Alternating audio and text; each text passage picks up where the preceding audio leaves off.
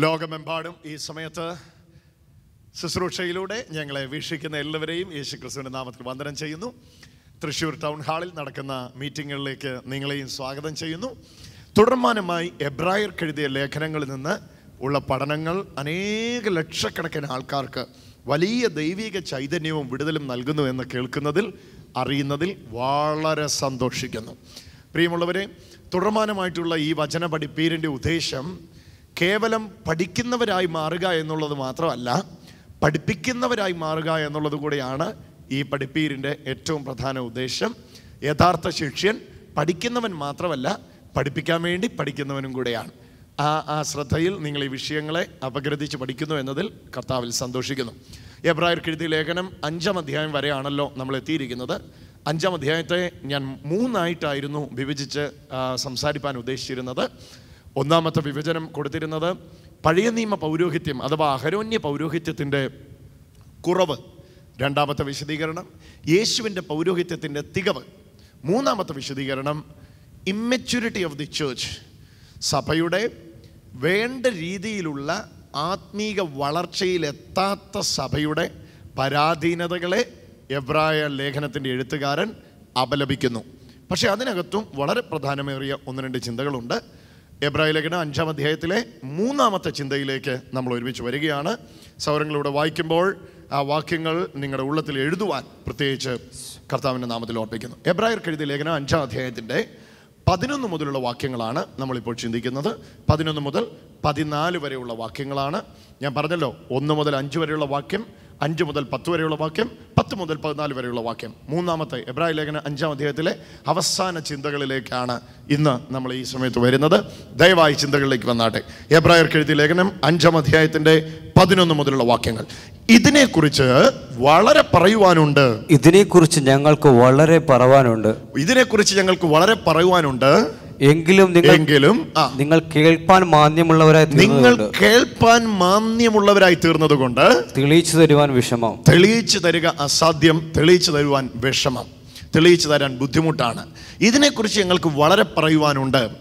എന്താണ് എബ്രായ ലേഖനത്തിൽ ഇങ്ങനെ എബ്രായ ലേഖനകാരൻ പറഞ്ഞു പോകുന്നത്?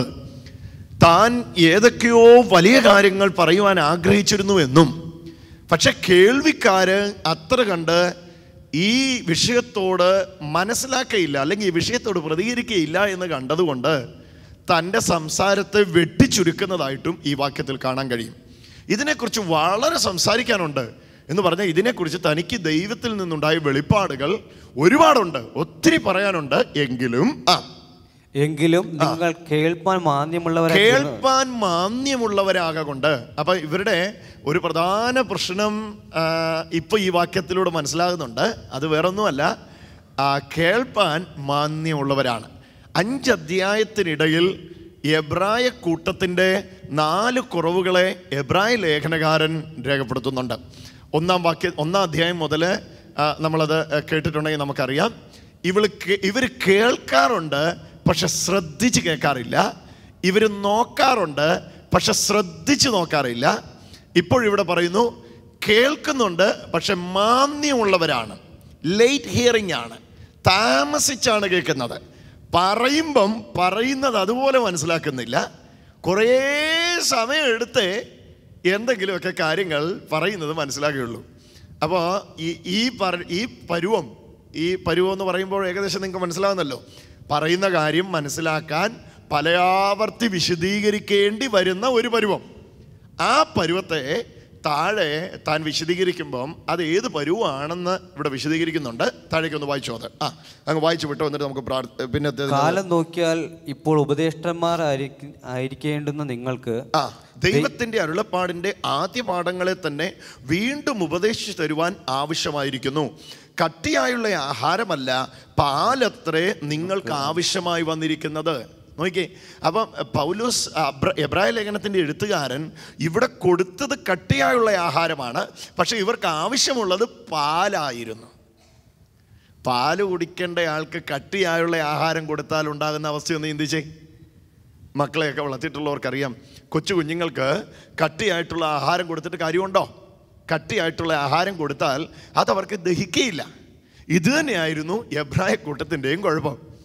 കട്ടിയായിട്ടുള്ള ആഹാരമായിരുന്നു അപ്പോസ്തലൻ ഇവിടെ വിളമ്പിയത് തൻ്റെ ലേഖനത്തിലൂടെ, എബ്രായർക്ക് എഴുതിയ ലേഖനത്തിലൂടെ. പക്ഷേ കൂട്ടത്തിന് അത് ദഹിക്കുകയില്ലായിരുന്നു. ദഹിക്കുന്ന പരുവത്തിലേക്കുള്ള വളർച്ച ഇവർക്ക് സംഭവിച്ചിട്ടില്ലായിരുന്നു. അതവിടെ വായിക്കുന്നത് പ്രായം നോക്കിയാൽ, കാലം നോക്കിയാൽ. അപ്പോൾ കാലത്തിൻ്റെ വഴക്കമില്ലാഞ്ഞിട്ടല്ല ഇവർ ഈ പക്വതയിലേക്ക് എത്താത്തത്. ഈ വാക്യം തുടങ്ങുമ്പോൾ ഇങ്ങനെ പറഞ്ഞ കാലം നോക്കിയാൽ, ഒന്നുകൂടെ വായിച്ചു പറയാം. കാലം നോക്കിയാൽ ഇപ്പോൾ ഉപദേഷ്ടാക്കന്മാരാകേണ്ടിയ സമയമായി. കാലം നോക്കിയ മറ്റുള്ളവരെ ഇത് പഠിപ്പിച്ച് ഉപദേശിക്കേണ്ടിയ സമയമായി.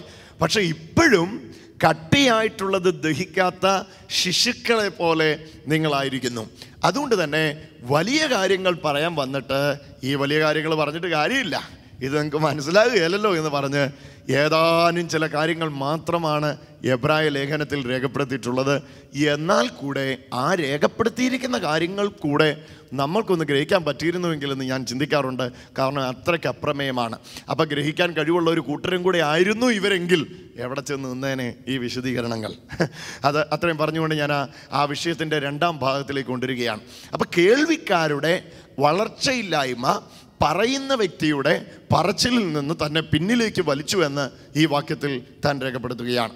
എന്നിട്ട് രണ്ട് ആശയങ്ങളെ ഇവിടെ താൻ കൊണ്ടുവരികയാണ്. ഒന്ന്, പാല് കുടിക്കുന്നവൻ. രണ്ട്, കട്ടിയായ വചനത്തെ ഭക്ഷിക്കുന്നവൻ. പാല് കുടിക്കുന്നവൻ, കട്ടിയായ വചനത്തെ ഭക്ഷിക്കുന്നവൻ. രണ്ടും രണ്ട് കൂട്ടരാണ്. കട്ടിയായുള്ള വചനത്തെ ഭക്ഷിക്കുന്നവൻ എന്ത് സംഭവിക്കുന്നു?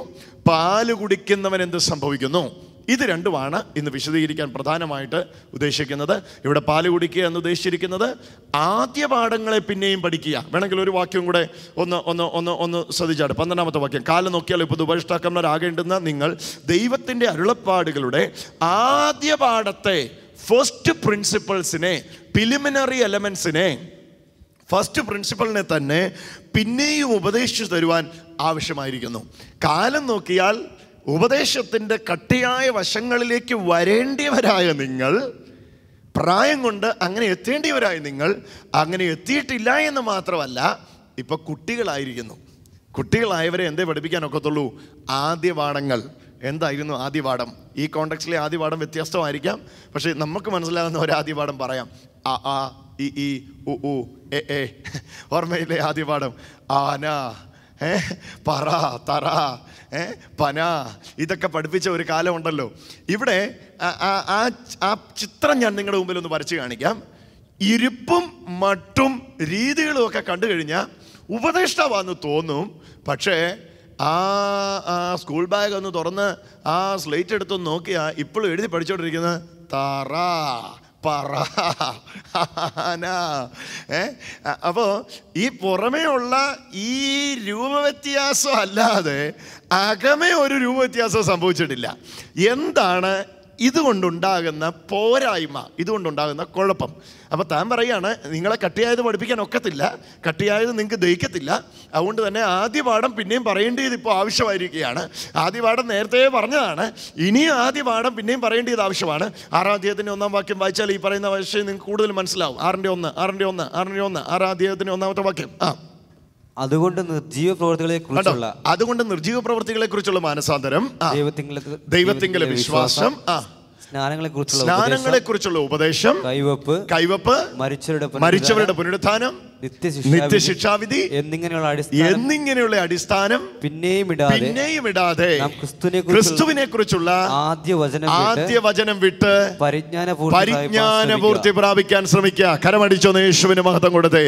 അപ്പൊ ആദ്യ വചനങ്ങൾ വിട്ട് ക്രിസ്തുവിനെ കുറിച്ചുള്ള പരിജ്ഞാനപൂർത്തി പ്രാപിക്കാൻ ശ്രമിക്കുക. അപ്പൊ എന്തായിരുന്നു ഇവരുടെ വിഷയം? ആദ്യ വചനത്തിൽ ഇപ്പോഴും നിൽക്കുക ഇവര്. കാലം നോക്കിയ വലിയ വലിയ മർമ്മങ്ങൾ ഉപദേശിക്കേണ്ടിയ സമയമായി. പക്ഷെ ഇവരിപ്പോഴും ആദ്യ വചനങ്ങളിൽ നിൽക്കുകയാണ്. എന്താണ് ആദ്യ വചനം? രുചിക്കരുത്, തൊടരുത്, പിടിക്കരുത്, നോക്കരുത്. ഇതൊക്കെ എന്താ പറയണ്ടേ? എപ്പോഴാണ് ഒരു കൊച്ചിനെ ടച്ച് നോട്ട്, ടേസ്റ്റ് നോട്ട് എന്നൊക്കെ പഠിപ്പിക്കുന്നേ? കൊച്ചിനോട് പറയും, മോനെ തീയ തൊടരുത് കേട്ടോ, ഓക്കെ മോനെ അങ്ങോട്ട് പോകല് കേട്ടോ, അവിടെ അതുണ്ട്, മോനെ അവിടെ അങ്ങോട്ട് പോകല്, ഇതുണ്ട്. ഏത് സമയത്താണ് പഠിപ്പിക്കുന്നത്? 30 വയസ്സാകുമ്പോഴാണോ തീയുടെ അടുക്കിലേക്ക് യോ തുടര് കൈ പൊള്ളൂ എന്ന് പറയുന്നത്? എപ്പോഴാണ് പഠിപ്പിക്കുന്നത്? നിങ്ങൾക്കറിയാം, കൊച്ചു കുഞ്ഞായിരിക്കുമ്പോഴാണ് അതിനെ പഠിപ്പിക്കുന്നത്. മക്കളെ തീയുടെ അടുക്കിലേക്ക് പോകല്ലേ. അപ്പോൾ അത് പഠിപ്പിക്കേണ്ടത് ആരെയാ? തൊടരുത്, പിടിക്കരുത്, രുചിക്കരുത്, നോക്കരുത്, എടുക്കരുത്. ഇത് പഠിപ്പിക്കേണ്ടത് ഉപദേഷ്ടാക്കന്മാരെ അല്ല, ഇത് പഠിപ്പിക്കേണ്ടത് ശിശുക്കളെയാണ്. എബ്രായ ലേഖനകാരൻ പറയുക, ഇതിപ്പോഴും നിങ്ങളെ പഠിപ്പിക്കേണ്ട ആവശ്യം വന്നിരിക്കുന്നു. വിവിധ സ്നാനങ്ങളെ കുറിച്ചുള്ള ഉപദേശങ്ങൾ ഇനിയും നിങ്ങളെ പഠിപ്പിക്കേണ്ടിയിരിക്കുന്നു. കൈവെപ്പ്, നിത്യശിക്ഷാവിധി എന്നിങ്ങനെയുള്ള അടിസ്ഥാനം പിന്നെയും ഇടേണ്ടി വന്നിരിക്കുന്നു. ഇടേണ്ടി വന്നതിൻ്റെ കാരണം നിങ്ങൾ കട്ടിയായത് ഭക്ഷിച്ച് നീതിയുടെ വചനത്തിൽ അഭ്യസനം പ്രാപിക്കുവാൻ ഉതകാതെ നിങ്ങളിപ്പോഴും ശിശുക്കളായി തുടരുന്നു എന്നുള്ളതാണ്. അപ്പം ഇവിടെ ഏറ്റവും പ്രധാനപ്പെട്ട ഗൗരവമായ എബ്രായ സഭയുടെ ഒരു പ്രശ്നം ആനുകാലിക പ്രശ്നങ്ങളുമായി വളരെ ബന്ധിതമായി കിടക്കുന്നു. അതുകൊണ്ട് തന്നെ ഇന്നിവിടെ ഇത് പറയേണ്ടത് ആവശ്യമായിരിക്കുന്നു. എന്താണ് പ്രശ്നം? ഒന്നുമില്ല. ഇത്രയൊരു കാര്യം മനസ്സിലാക്കിയാൽ വേഗത്തിൽ നിങ്ങളുടെ ഉള്ളത്തിൽ അത് പതിപ്പിക്കാൻ കഴിയും. ഒരു വലിയ പ്രശ്നം ഇവിടെയുണ്ട്. ആ പ്രശ്നം ഇത് മാത്രമാണ്: ദൈവവചനത്തിൻ്റെ കട്ടിയായുള്ള ഭാഗങ്ങളെ ഭക്ഷിച്ച് നീതിയുടെ വചനത്തിൽ അഭ്യസനം പ്രാപിക്കാതെ preliminary elements, principles, first principles പിന്നെയും പഠിച്ചും പഠിപ്പിച്ചും പ്രസംഗിച്ചും കൊണ്ട് ഇരിക്കുന്നതുകൊണ്ട് ശിശുക്കളുടെ കൂട്ടങ്ങൾ ഉണ്ടാകുന്നു, മുതിർന്നവരുടെ കൂട്ടങ്ങൾ ഉണ്ടാകുന്നില്ല. ഹല്ലേലൂയാ! എത്ര പേർക്ക് മനസ്സിലായി? ദാസന്മാരുടെ കൂട്ടം ഉണ്ടാകുന്നു, പുത്രന്മാരുടെ കൂട്ടം ഉണ്ടാകുന്നില്ല. എന്തായിരുന്നു പാല് മാത്രം കുടിച്ചാലുള്ള അപകടം എന്താണ്? കട്ടിയായത് കഴിച്ചാലുള്ള ഗുണം എന്താണ്? വേഗത്തിൽ പറഞ്ഞ് അവസാനിപ്പിക്കാം. താഴേക്ക് വായിച്ചു. ഓക്കെ, എബ്രായ ലേഖനം 5-ാം അധ്യായത്തിൻ്റെ അവസാനത്തെ വാക്യങ്ങളിലേക്ക് നമ്മൾ വരികയാണ്. അതായത് 13 മുതലുള്ള പാൽ കുടിക്കുന്നവനെല്ലാം ശിശുവാണേ. പാല് കുടിക്കുന്നവനെല്ലാം ശിശുവാണേ. ഇവിടെ പാല് കുടിക്കുന്നവൻ എന്ന് വിശേഷിപ്പിച്ചിരിക്കുന്ന ശിശുവിനെയാണ്. പാല് കുടിക്കുന്നവനെല്ലാം നീതിയുടെ വചനത്തിൽ പരിചയമില്ലാത്തവനത്രേ. അടിവരയിടണേ ആ വാക്ക്, നീതിയുടെ വചനത്തിൽ. നീതിയുടെ വചനത്തിൽ പരിചയമില്ലാത്തവനത്രേ. This is very important. വളരെ പ്രധാനപ്പെട്ടതായത്, പാല് കുടിക്കുന്നവനെല്ലാം നീതിയുടെ വചനത്തിൽ പരിചയമില്ലാത്തവനത്രേ. അടിവരയിടാമോ ആ വാക്യം നിങ്ങളുടെ ബൈബിളിൽ? പാല് കുടിക്കുന്നവനെല്ലാം നീതിയുടെ വചനത്തിൽ പരിചയമില്ലാത്തവനത്രേ. ഇനി അടുത്തോട് വായിച്ചോ, എന്നിട്ട് ഞാനത് വിശദീകരിക്കും. കട്ടിയായുള്ള ആഹാരം നന്മതിന്മകളെ തിരിച്ചറിവാൻ തഴക്കത്താൽ അഭ്യസിച്ച ഇന്ദ്രിയങ്ങളുള്ളവരായി പ്രായം തികഞ്ഞവർക്കേ പറ്റുകയുള്ളൂ. അപ്പൊ കട്ടിയായുള്ള ആഹാരം ആർക്ക്? പാലാർക്ക്? ഇത് രണ്ടും ഇവിടെ വിശദീകരിക്കുകയാണ്. പാല് കുടിക്കുന്നവൻ നീതിയുടെ വചനത്തിൽ അഭ്യസനം പ്രാപിച്ചിട്ടില്ലാത്തവനാണ്. ഇനി കട്ടിയായുള്ള വചനത്തിന്റെ മർമ്മങ്ങൾ സ്വീകരിക്കുന്നവൻ തിരിച്ചറിഞ്ഞവനാണ്, നീതിയുടെ വചനത്തിൽ അഭ്യസനം പ്രാപിച്ചവനാണ്. ഞാൻ ഈ വാക്യത്തെ ഒന്ന് വിശദീകരിക്കുവാനായിട്ട് താല്പര്യപ്പെടുകയാണ്. ദയവായി ചില മിനിറ്റുകളിലേക്ക് നിങ്ങൾ ഈ വിഷയത്തിലേക്ക് ഒന്ന് ശ്രദ്ധിച്ചാട്ടും. എന്താണ് നീതിയുടെ വചനത്തിൽ അഭ്യസനം പ്രാപിക്കുക എന്നതുകൊണ്ട് ഇവിടെ ഉദ്ദേശിച്ചിരിക്കുന്നത്? ഒരു പ്രാവശ്യം കൂടി ആ വാക്യം ഒന്ന് വായിച്ചോ. പാൽ കുടിക്കുന്നവനെല്ലാം നീതിയുടെ വചനത്തിൽ പരിചയമില്ലാത്തവനത്രേ. ഓക്കെ, പാല് കുടിക്കുന്നവനെല്ലാം നീതിയുടെ വചനത്തിൽ പരിചയമില്ലാത്തവനത്രേ. ഈ മേളി പറഞ്ഞതും ഫസ്റ്റ് പ്രിൻസിപ്പിൾസ് എന്ന് പറഞ്ഞ് മേളി പറഞ്ഞതും താഴെ പറയുന്നതുമായിട്ട് പരസ്പര ബന്ധിതമാണ്. എബ്രായ ക്രിസ്ത്യാനികൾ പലരും യേശുവിനെ സ്വീകരിച്ചു, യേശുവിലുള്ള ജീവിതം അനുഭവിച്ചു. എന്നാൽ കേവലം യേശുവിനെ സ്വീകരിച്ച് യേശുവിലുള്ള ജീവിതം അനുഭവിച്ചു എന്നതിനപ്പുറത്ത് യേശുവിലുള്ള വളർച്ചയിലേക്ക് വന്നില്ല. അഥവാ ക്രിസ്ത്യൻ ഗ്രോത്ത് ഇവർക്ക് സംഭവിച്ചില്ല. ഒരു ഉദാഹരണം പറഞ്ഞാൽ നിങ്ങൾക്ക് മനസ്സിലാകും. ഒരു വിത്ത് ഒരു മനുഷ്യൻ ഒരു വയലിൽ എറിഞ്ഞു. ആ ഇട്ട പരുവത്തിൽ ആ വിത്ത് കിടക്കുകയാണ്. വേണമെങ്കിൽ ഇങ്ങനെ പറയാം, അതൊന്ന് തലയെടുത്തിട്ടുണ്ട്, പക്ഷെ ഇന്ന് വരെ അത് വിതച്ച പരുവത്തിൽ നിന്ന് ഒരു പരിധിക്കപ്പുറത്ത് വളർന്നിട്ടില്ല. ഇന്ന് വരെ അതിനകത്തൊരു വിത്ത് ഉണ്ടായിട്ടില്ല. ഇന്ന് വരെ ഇത് കൊയ്ത്തിനായിട്ടുമില്ല. എന്നാൽ ഇത് നിൽക്കുന്നത് വയലിൽ തന്നെയാണ്, പക്ഷേ ഇതിന് വളർച്ച സംഭവിച്ചിട്ടില്ല. ഇതിൻ്റെയും പേര് വിത്തെന്നാണ്, പക്ഷേ ഇതിൻ്റെയും പേര് നെൽമണി എന്നാണ്. ഇതിൻ്റെ അകത്തും വളരുവാനുള്ളതെല്ലാം ഉണ്ട്, പക്ഷേ ഇത് വളർന്നിട്ടില്ല. ഇപ്പോഴും എങ്ങനെ ഇട്ടോ അവിടുന്ന് കഷ്ടിച്ച് 1-2 നാമ്പ് അങ്ങോട്ടും ഇങ്ങോട്ടും എടുത്തു എന്നുള്ളതല്ലാതെ അതിനപ്പുറത്തൊരു വളർച്ച സംഭവിച്ചിട്ടില്ല. ഇതായിരുന്നു ഇവിടുത്തെ അവസ്ഥ. പലപ്പോഴും പെയ്ത മഴ മുഴുവൻ കുടിച്ചിട്ടും, 6-ാം അധ്യായത്തിൽ അത് വിശദീകരിക്കുന്നുണ്ട്, ഞാനത് അങ്ങോട്ട് ഇപ്പോൾ പോകുന്നില്ല. പലപ്പോഴും പെയ്ത മഴ മുഴുവൻ കുടിച്ചിട്ടും വേണ്ട രീതിയിൽ ഫലം കൊടുക്കാൻ കഴിയാത്ത ഒരു വിത്തിനെ നിങ്ങൾ കാണുക.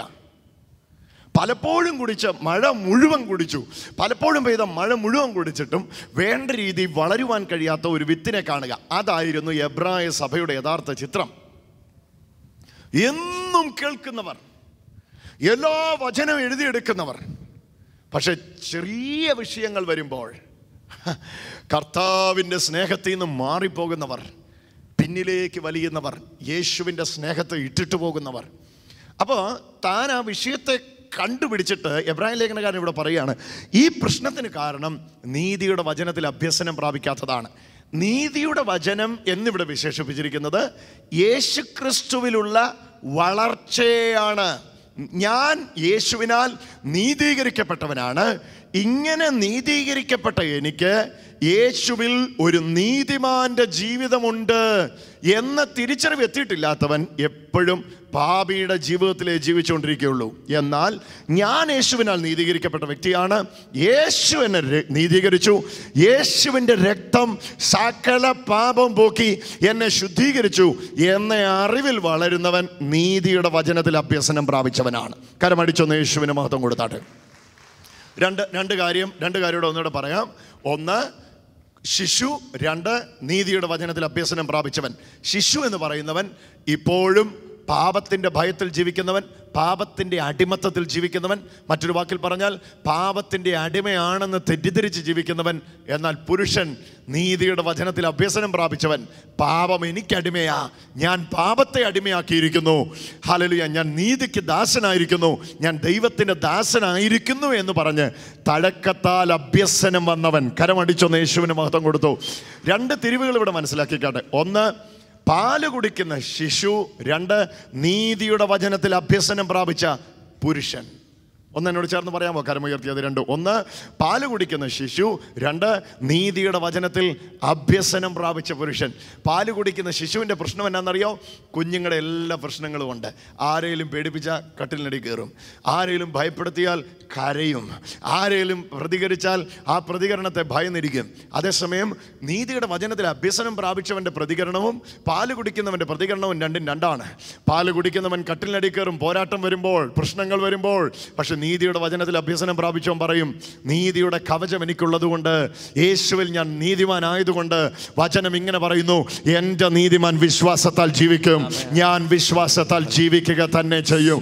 ഈ പറച്ചിൽ നീതിയുടെ വചനത്തിൽ അഭ്യസനം പ്രാപിച്ചവന് മാത്രമേ പറ്റുകയുള്ളൂ. എത്ര പേർക്ക് അത് മനസ്സിലാകുന്നു? ഒരു ഹല്ലേലൂയ പറഞ്ഞാട്ടെ. കരങ്ങൾ ഉയർത്തി വന്ന് യേശുവിന് മഹത്വം കൊടുത്താട്ടെ. എന്താ ഞാനിവിടെ പറയാൻ ആഗ്രഹിക്കുന്ന ഏറ്റവും പ്രധാന ചിന്ത? ഒരു പ്രധാന ചിന്ത നിങ്ങളുടെ ഉള്ളത്തിലേക്ക് വരട്ടെ. നിങ്ങൾ പാല് കുടിക്കുന്നവരായിരുന്നു, പക്ഷെ ഇപ്പോൾ നിങ്ങൾ പാല് കുടിക്കുന്നവരല്ല. നീതിയുടെ വചനത്തിൽ അഭ്യസനം പ്രാപിക്കുന്നവരായാൽ മാത്രമേ തഴക്കത്താൽ അഭ്യസനം വന്നവർക്കുള്ള ഇന്ദ്രിയ ജയം നിങ്ങളിൽ വെളിപ്പെടുകയുള്ളൂ. ആ രണ്ട് പദവും ഇതുമായിട്ട്, നീതിയുടെ വചനത്തിൽ അഭ്യസനം പ്രാപിച്ചവർക്കാണ് തഴക്കം കൊണ്ട് പഴക്കം വന്ന ഇന്ദ്രിയങ്ങളുള്ളവർ. ആ അവസാനത്തെ വാക്യം കൂടെ ഒന്നുകൂടെ ഒന്ന് വായിച്ചോ. 5-ാം അധ്യായത്തിന്റെ അവസാനത്തെ വാക്യം. യെസ്. കട്ടിയുള്ള ആഹാരം നന്മതിന്മകളെ തിരിച്ചറിവാൻ തഴക്കത്താൽ അഭ്യസിച്ച ഇന്ദ്രിയങ്ങളുള്ളവരായി പ്രായം തികഞ്ഞവർക്കേ പറ്റുകയുള്ളൂ. തഴക്കത്താൽ അഭ്യസിച്ച ഇന്ദ്രിയങ്ങളുള്ളവരായി. ഹേയ്, ഇങ്ങോട്ട് നോക്കിക്കേ.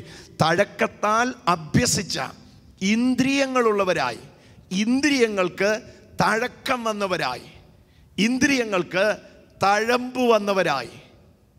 ഓ, എത്ര പേർക്ക് ആശയം മനസ്സിലാവുന്നുണ്ട്? ഞാൻ ഇനി മനസ്സിലാൻ വേണ്ടി നാടൻ ഉദാഹരണങ്ങളൊക്കെ പറയാം. ആദ്യം ഈ വചനം അതിൻ്റെ ക്ലാരിറ്റിയിലൊന്ന് പറയാം, എന്നിട്ട് പിന്നെ സാധാരണക്കാരന് മനസ്സിലാൻ വേണ്ടി കുറേ കൂടെ ഇറങ്ങി വരാം. തഴക്കത്തിൻ്റെ അഭ്യസനത്തിൽ തഴക്കം വന്ന ഇന്ദ്രിയങ്ങളുള്ളവർക്കായി. ഹല്ലേലൂയ. ഇനി അതിൻ്റെ നാടൻ ഒരു ഉദാഹരണം പറഞ്ഞിട്ട് മുമ്പോട്ട് പോകാം. തെങ്ങ് കയറുന്നവരെ കണ്ടിട്ടുണ്ടോ? തെങ്ങ് കയറുന്ന ആരെങ്കിലും ഇവിടെ വന്നിട്ടുണ്ടോ? തെങ്ങ് കയറുന്നവരെ കണ്ടിട്ടുള്ളവരെന്ന് കരം ഉയർത്തിക്കാട്ടെ. തെങ്ങ് കയറുന്നവരെ കണ്ടിട്ടുള്ളൂ, എല്ലാവരും തന്നെ കണ്ടിട്ടുണ്ട്. അവരുടെ കാല് കണ്ടിട്ടുണ്ടോ നിങ്ങൾ? അവരുടെ കാല് കണ്ടിട്ടുണ്ടോ? ഈ ഒരു സ്പോട്ടിൽ കണ്ടിട്ടുണ്ടെങ്കിൽ അറിയാം, ആ കണ്ണയുടെ താഴെ അവർ ഇപ്പം എനിക്ക് തോന്നുന്നു മെഷീനൊക്കെ ആണെന്ന് തോന്നുന്നു. മെഷീൻ ആണെങ്കിൽ കൂടെ ഈ സ്ഥിരമായിട്ട് തെങ്ങ് കയറുന്നവരുടെ കാലിൽ വലിയ വലിയ കറുത്ത തഴമ്പ് കണ്ടിട്ടുണ്ട്, ഇങ്ങനെ ഇരിക്കുന്ന തഴമ്പ് കണ്ടിട്ടുണ്ട്. എന്താണ് ഈ തഴമ്പ് അവർക്ക് പ്രയോജനമാകുന്നത്? ഇപ്പം ഞങ്ങൾക്ക് പണ്ട് കണ്ണൂർ പറമ്പുള്ള സമയത്ത് ഞാൻ ഓർക്കുന്നുണ്ട്, ഈ തേങ്ങ ഇടാൻ വേണ്ടി ദിവസങ്ങൾ കൊണ്ട് തേങ്ങ ഇട്ടാലേ തീരുകയുള്ളൂ. അപ്പോൾ ഈ തേങ്ങ ഇടാൻ വരുന്ന സമയത്ത് നമ്മളെയാണ് കൂടെ വിടുന്നത് തേങ്ങയൊക്കെ കളക്ട് ചെയ്യാനായിട്ട്. അപ്പം ഞാനിങ്ങനെ ഇവരുമായിട്ട് വളരെ അടുത്ത് ഇടപെടാറുണ്ട്. അടുത്തിടപെടുമ്പോൾ അന്നത്തെ അടുത്തിടപെടലിൻ്റെ ഏറ്റവും പ്രധാനപ്പെട്ട കാര്യം ഒരു കരിക്ക് കുടിക്കാൻ സെറ്റപ്പാക്കി ഇവർ തരണമെന്നുള്ളതാണെന്ന് അറിയാമല്ലോ. ഇങ്ങനെ അടുത്തിടപെട്ട് സംസാരിക്കുന്നതിനിടയിൽ ഞാൻ നോക്കാറുണ്ട് ഇവരുടെ കാലിലേക്ക്. ഞാൻ കണ്ടിട്ടുള്ള ഒരു കാഴ്ച, ഈ മലബാറിലൊക്കെ മിക്കവാറും ഈ വൃക്ഷങ്ങളിലൊക്കെ ഈ നീറ് ഉറുമ്പുണ്ട്. അപ്പോൾ ഈ ഉറുമ്പൊക്കെ നമ്മുടെ കാലിലും കടിക്കുന്നുണ്ട്. പക്ഷേ ഇവരുടെ കാലിൽ ഈ ഉറുമ്പ് കടിക്കുമ്പോൾ ഇവരറിയുന്നില്ല. ഞാൻ അതിശയിക്കാറുണ്ട്. കടിച്ച ഉറുമ്പ് കടിച്ച് തോക്കുന്നതല്ലാതെ ഇവർക്കൊരനക്കവും സംഭവിക്കാറില്ല. ആ നീര് ആ ചെറിയ 2 കൊമ്പുകളുമായിട്ട് ഇരുന്ന് ആ കറുത്ത തഴമ്പിൻ്റെ മേളിൽ മെനക്കെട്ടിരുന്ന് ആ കൊമ്പൊക്കെ ഇറക്കി കഷായിപ്പിച്ച് വലിയ വിഷമം ഉണ്ടാക്കാൻ കുറേ നേരം ശ്രമിച്ചിട്ട് ആ നീര് പരാജിതനായി തല ഇറങ്ങിയിരിക്കുന്ന രംഗം ഞാൻ കണ്ടിട്ടുണ്ട്. എങ്ങനെയാണെന്ന് ചോദിച്ചാൽ, ഈ തഴമ്പിൻ്റെ മേളിൽ ഈ കടി ഏൽക്കുകയില്ല. കാരണം അതിലും കട്ടിയാണ് ഇത്. എത്ര പേർക്ക് അത് മനസ്സിലായി? അതിലും കട്ടിയാണിത്.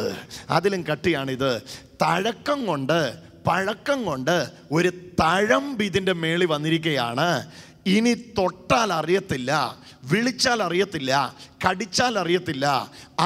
ഇതിനോടൊന്നും പ്രതികരിക്കാൻ പറ്റാത്ത ഒരു പ്രത്യേക ലെവലിലേക്ക് നീതിയുടെ വചനത്തിലെ അഭ്യസനം നിങ്ങളെ എത്തിക്കുന്നു. അത് നിങ്ങളുടെ ഇന്ദ്രിയങ്ങൾക്കുണ്ടാകും. ആ കാല് തെങ്ങ് കയറാൻ വേണ്ടി കൂടുതൽ ഉപയോഗിച്ചുകൊണ്ട് അയാളുടെ കാലിൽ ആ തഴമ്പുണ്ടായത്. ഇതുപോലെ തന്നെ നീതിയുടെ വചനത്തിൽ അഭ്യസനം പ്രാപിക്കുന്ന നിങ്ങളുടെ ഇന്ദ്രിയങ്ങളിൽ, അവസാനത്തെ വാക്യം വായിച്ച മോനെ, നീതിയുടെ വചനത്തിൽ കട്ടിയായുള്ള ആഹാരം നന്മതിന്മകളെ തിരിച്ചറിയുവാൻ തഴക്കത്താൽ അഭ്യസിച്ച, അതിനടിവരയിട്ട് പഠിക്കണേ ആ വാക്ക്.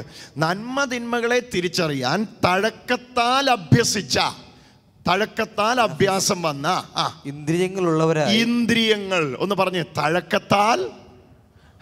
പഴക്കത്താൽ അഭ്യസിച്ച ഇന്ദ്രിയങ്ങളുള്ളവരായി. ഓ ഹല്ലേലൂയ. ഇച്ചിരി പാട് പോലെ തോന്നും, പക്ഷേ ഇത് വളരെ എളുപ്പമാണ് ഈ വാക്യം.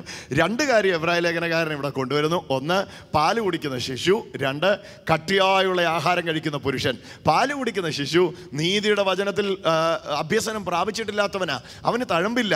അതുകൊണ്ട് തന്നെ പിടിക്കരുത്, രുചിക്കരുതെന്ന് അവനോട് പറയേണ്ടിയിരിക്കുന്നു. എന്നാൽ ഇവൻ നീതിയുടെ വചനത്തിൽ അഭ്യസനം പ്രാപിച്ചവൻ പിടിക്കാൻ പറ്റാത്ത, രുചിക്കാൻ പറ്റാത്ത, എടുക്കാൻ പറ്റാത്ത പുതിയ ജീവിത ശൈലിയിലേക്ക് വന്നവനാണ്. മറ്റവന് കുട്ടിയെ പാപം മാടി വിളിക്കുമ്പം കുട്ടിയെ കീഴ്പ്പെടുത്താൻ കഴിയും. പക്ഷെ പുരുഷനെ വിളിക്കുമ്പോൾ അവൻ തിരിച്ചു പാപത്തോട് പറയും, നീ എനിക്കടിമയാ, ഞാൻ നിനക്കടിമയല്ല. കരമടിച്ചൊന്ന് യേശുവിന് മഹത്വം കൊടുത്താട്ടെ. Hallelujah, hallelujah. യേശുവേ നന്ദി എന്നൊന്ന് പറഞ്ഞാട്ടെ. കരങ്ങളെ അടിച്ചുകൊണ്ടൊന്നോട് കർത്താവിന് മഹത്വം കൊടുത്തേ. എൻ്റെ പ്രിയ സഹോദരങ്ങളെ, ഇന്ന് സംസാരിക്കുന്ന സമയത്ത് ഇതിൻ്റെ ആഴം നിങ്ങൾ അറിയാതിരിക്കരുത്. നിങ്ങൾ ക്രിസ്തീയ ജീവിതത്തിൻ്റെ ഏത് പരുവത്തിലാണെന്ന് ഇന്ന് ഈ വചനത്താൽ പരിശോധിക്കുവാൻ, ശോധന ചെയ്യുവാൻ ഇടയാകട്ടെ. ശിശു ആണെങ്കിൽ നിങ്ങളെ ഇട്ട് വെറുതെ തട്ടിക്കളിക്കും. പിള്ളേരെ കണ്ടിട്ടില്ലേ? ചോറുണ്ണത്തില്ല. ഇതുങ്ങൾ ചോറുണ്ണത്തില്ല, അറിയാമല്ലോ. കഴിക്കുന്ന പിള്ളേരുണ്ടാവും, മിക്കതുങ്ങളും ചോറുണ്ണത്തില്ല. അപ്പോൾ ചോറുണ്ണിക്കാൻ വേണ്ടി അമ്മമാർ എന്തെല്ലാം കള്ളങ്ങളാണ് പറയുന്നത്, ഏതെല്ലാം മനുഷ്യന്മാരുടെ പേരുകളാണ് പറയുന്നത്. ഇപ്പം അവൻ വരും, നിന്നെ പിടിക്കും, കാക്കാച്ചി, പേക്കാച്ചി, കോക്കോച്ച്, എന്തൊക്കെ സാധനങ്ങളാണ് പറയുന്നത്. എന്നാ പറഞ്ഞാലും ഇതിൻ്റെ പേരിൽ ഈ പാവം കൊച്ച് ആണോ ഇപ്പോൾ വരുമല്ലേ, എന്നാ വാ തുറന്നേക്കാന്നും പറഞ്ഞ് ഇതിനെ പറ്റിച്ച് വാ തുറപ്പിക്കുകയും ചെയ്യും. എന്നാൽ പുരുഷൻ്റെ അടുക്ക് വന്ന് ഈ വേഷം കെട്ടൊന്ന് കാണിച്ചു കൊടുത്തേ, ഈ പരിപാടിയൊക്കെ ഒന്ന് പാക്കാച്ചി കക്കാച്ചി വരുന്നെന്ന് പറഞ്ഞ് അവൻ ചോദിക്കും, ഇങ്ങോട്ട് വരട്ടെ, ഞാനൊന്ന് കാണാതിരിക്കുകയായിരുന്നു, കുറേ നാളായി, അതിനെ ഒന്ന് കാണാൻ. എന്നാ കാര്യം? ഒന്ന് ശിശുവാ. ശിശുവിനെ ആർക്കും പറ്റിക്കാം, ശിശുവിനെ ആർക്കും ലജ്ജിപ്പിക്കാം, ശിശുവിനെ എല്ലാവർക്കും ഇട്ട് കളിപ്പിക്കാം. പക്ഷെ പുരുഷൻ്റെ അടുത്ത് കളി നടക്കുകയില്ല. ഇതുപോലെ തന്നെയാണ് ആത്മീയ ജീവിതത്തിലും. നിങ്ങൾ ശിശുവായിരിക്കുന്നിടത്തോളം കാലം ദാസനേക്കാൾ ഒട്ടും വിശേഷതയുള്ളവനല്ല.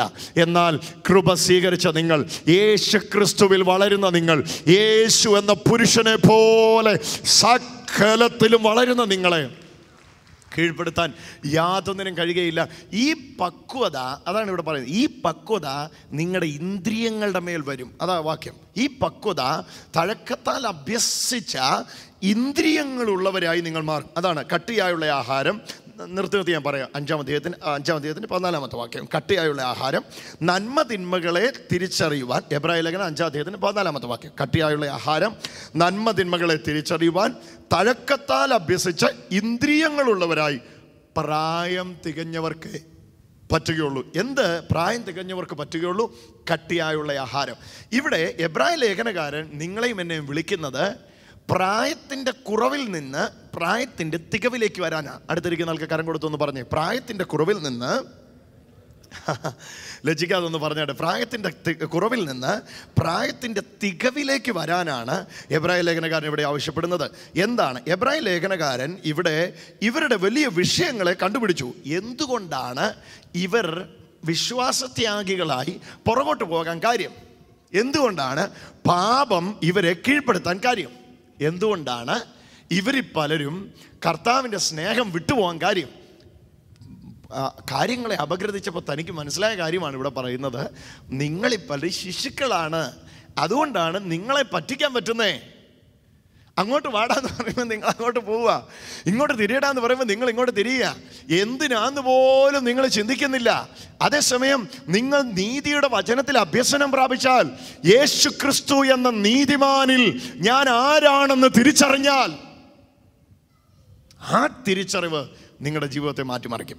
ഞാൻ POC ബൈബിളിൽ നിന്ന് സാധാരണക്കാർക്ക് മനസ്സിലാകാൻ വേണ്ടി ഈ വാക്യം ഒന്ന് വായിക്കാം. അപ്പം കുറച്ചുകൂടെ ലളിതമാണ്, അതുകൊണ്ടാണ് ഞാൻ ഈ POC ബൈബിളിലെ വാക്യങ്ങളോട് എടുത്തു വായിക്കുന്നത്. ഇതിനെക്കുറിച്ച് 11 മുതലുള്ള വാക്യങ്ങൾ ദയവായി ശ്രദ്ധിക്കുക. എബ്രായർക്ക് എഴുതിയ ലേഖനം 5-11 മുതലുള്ള വാക്യങ്ങൾ. ഇതിനെക്കുറിച്ച് ധാരാളം ഞങ്ങൾക്ക് പറയാനുണ്ട്. നിങ്ങൾ ഗ്രഹിക്കുന്നതിൽ പിന്നോക്കമായതുകൊണ്ട് ഇതെല്ലാം വിശദീകരിക്കുക വിഷമമാണ്. മനസ്സിലാകുന്ന ഭാഷയാന്നേ. ഇതെല്ലാം ഇതിനെക്കുറിച്ച് ധാരാളം പറയാനുണ്ടെങ്കിലും ധാരാളം പറയാൻ നിവൃത്തിയില്ല.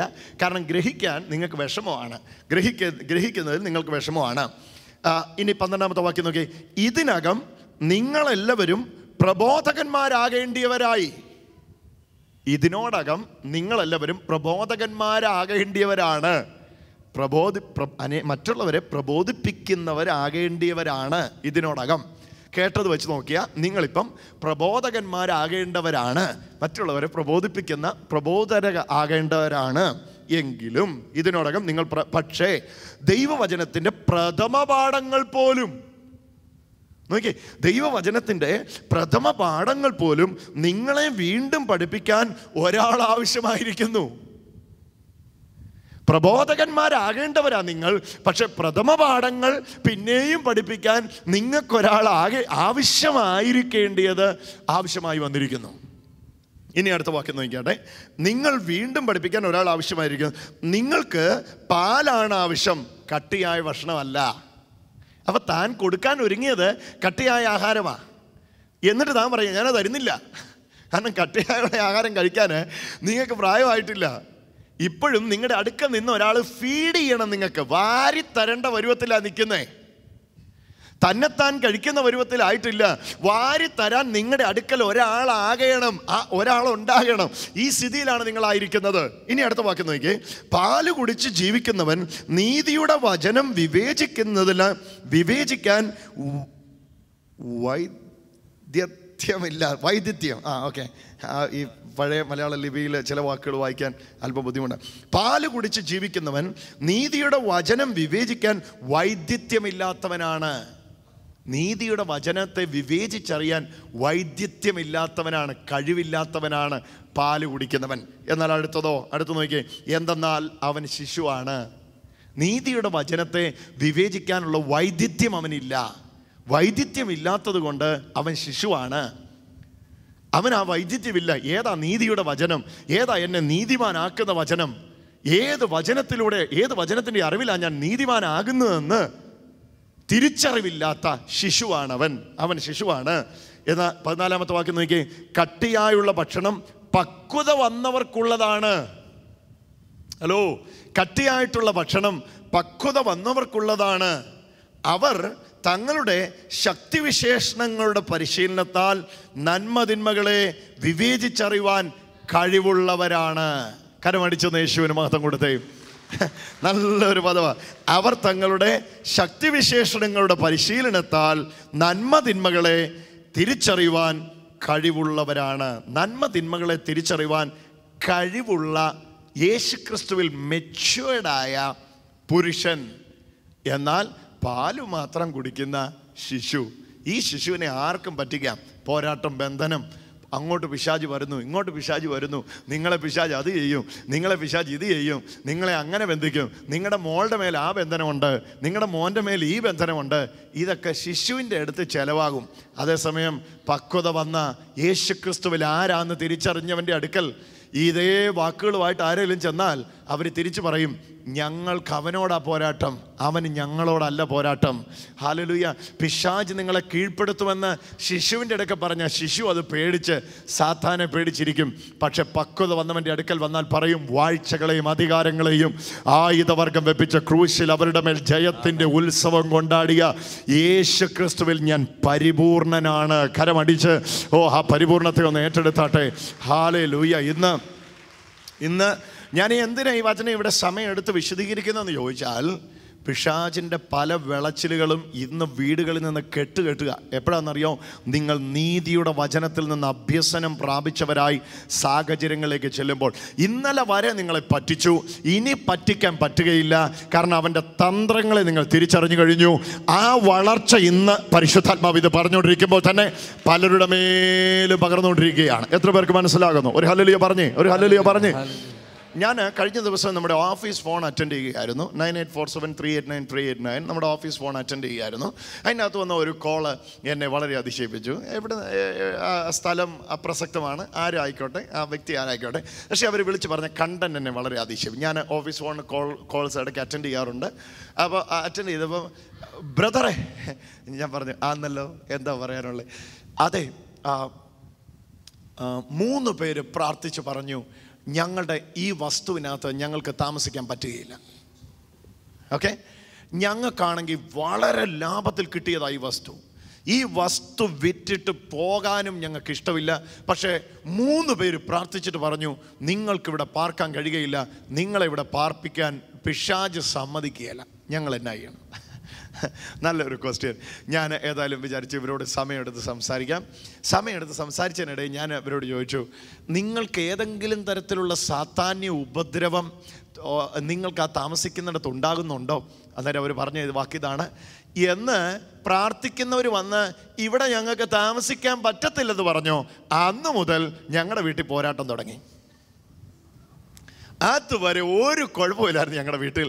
പ്രാർത്ഥിക്കുന്നവർ വന്ന് ഇവിടെ പാർപ്പിന് എന്തോ കുഴപ്പമുണ്ടെന്ന് എപ്പോൾ പറഞ്ഞോ, അപ്പോൾ ഞങ്ങൾക്ക് പാർക്കുന്നതിന് ബുദ്ധിമുട്ട് തുടങ്ങി. എനിക്ക് അന്നേരം മനസ്സിലായി, സാത്താൻ തൻ്റെ ഏജൻറ്റുമാരെ കൊണ്ട് തനിക്ക് കയറാനുള്ള വാതിൽ ഈ പാവ അമ്മയുടെ ഉള്ളിൽ പണിത് വെച്ചിരിക്കുകയാണ്.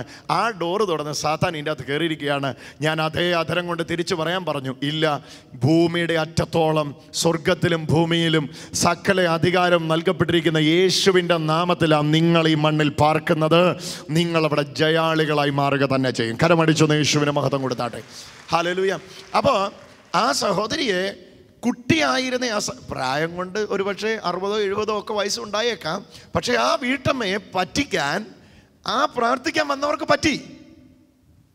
എന്നിട്ട് ആ ഒടുവിൽ പ്രാർത്ഥിക്കാൻ വന്നയാൾ ഇങ്ങനെ പറഞ്ഞു എന്നാണ് പറഞ്ഞത്, ഈ വീട്ടിലുള്ള പോരാട്ടങ്ങൾ മാറണമെങ്കിൽ ലോകത്ത് വേറെ ആര് വന്ന് പ്രാർത്ഥിച്ചാലും ഒക്കത്തില്ല, ഞാൻ തന്നെ വന്ന് പറഞ്ഞയാൾ ഞാൻ തന്നെ വന്ന് പ്രാർത്ഥിച്ചാലേ ഇത് മാറുകയുള്ളൂ. അത് അങ്ങനെ ഇങ്ങനെയൊന്നും തീരുകയില്ല. അതിനെ ഒഴിപ്പിക്കാനുള്ള ചില പ്രത്യേക പൊടിക്കൈകളൊക്കെ എൻ്റെ കയ്യിലുണ്ട്. അപ്പോൾ ഞാൻ വളരെ അതിശയത്തോടെ അദ്ദേഹത്തിൻ്റെ ജീവനമായിരിക്കാതെ, അദ്ദേഹം ജീവിക്കാൻ വേണ്ടി ആയിരിക്കാതെ, എനിവേ എൻ്റെ വിഷയത്തിൽ പെട്ട കാര്യമല്ല, അയാൾ ജീവിക്കുകയോ എന്ത് വേണേൽ ചെയ്തോട്ടെ. പക്ഷേ ആ വിളച്ചിൽ, ആ വേഷം കെട്ട് ചെലവായത് ആ സാധാരണ വീട്ടമ്മയുടെ മുമ്പിലാണ്. അതേസമയം തിരിച്ചറിവുള്ള ഒരു മകൻ്റെ അടുക്കൽ, ഒരു മകളുടെ അടുക്കൽ ചെന്നിട്ട് നിങ്ങളുടെ വീടിന് ചുറ്റിലും എന്തോ ഒരു ദോഷമുണ്ടെന്ന് പറഞ്ഞാൽ, ആ നീതിയുടെ വചനത്തിൽ അഭ്യസനം പ്രാപിച്ച ആ വീട്ടുടയവൻ അല്ലെങ്കിൽ ആ വീട്ടമ്മ അതരം തുറന്ന് പറയാൻ തുടങ്ങട്ടെ, ഞാനും എൻ്റെ മക്കളും താമസിക്കുന്ന ഇടം കർത്താവ് വസിക്കുന്ന സ്ഥലമാണ്, ഞങ്ങൾ ദൈവത്തിൻ്റെ മന്ദിരമാണ്, ഇന്ന സ്ഥലത്ത് നല്ല എവിടെ വേണേലും വീട് വെച്ച് ഞങ്ങൾ ജയാളികളായി പാർക്കൂ. ഹല്ലേലൂയ. ഞങ്ങൾ കീഴടങ്ങുന്നവരല്ല, കീഴടക്കുന്നവരാണ്. പാമ്പുകളെയും തേളുകളെയും ശത്രുവിൻ്റെ സകല ബലത്തെയും ചവിട്ടുവാൻ ഞാൻ നിങ്ങൾക്ക് അധികാരം തരുന്നു എന്ന് പറഞ്ഞ യേശു അടുത്തതായി പറഞ്ഞ പദം പറയുമ്പോൾ എത്ര പേര് വീടുകളിൽ അത് കരമടിച്ച് സ്വീകരിക്കും? ഒന്നും ഒരിക്കലും ഒരു ദോഷവും നിങ്ങൾക്ക് വരുത്തുകയില്ല. ഒന്നും ഒരിക്കലും ഒരു ദോഷവും നിങ്ങൾക്ക് വരുത്തുകയില്ല. അപ്പം ചെലവാകുന്ന ആരുടെ മുമ്പിലാണ്?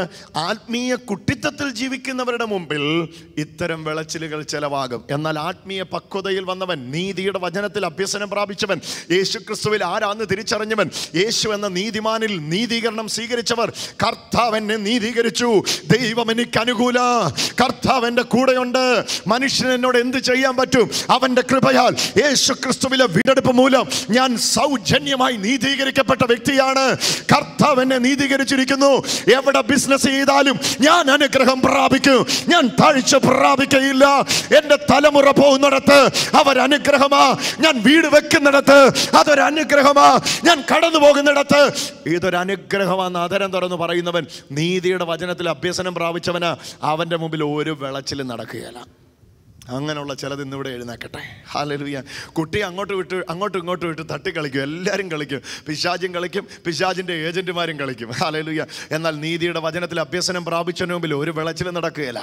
സാത്താൻ്റെ പോരാട്ടം എന്ന് പറയുമ്പോൾ പറയും, വന്ന് തട്ടിയേച്ച് പൊക്കോളാൻ പറയും. നിനക്കറിയാം, തഴമ്പിൻ്റെ മേളിൽ തട്ടിപ്പോവല്ലാതെ ഒരു ഹാനിയും നിനക്ക് വരുത്താൻ ഇതിന് എത്ര പേർക്ക് മനസ്സിലാകുന്ന ഞാൻ പറയുന്നു? ഒരു ഹാനിയും നിനക്ക് വരുത്തുവാൻ, എനിക്ക് വരുത്തുവാൻ ഇതിന് കഴിയുകയില്ല. കാരണം നിങ്ങൾ യേശു ക്രിസ്തുവിൽ സുരക്ഷിതരാണ്.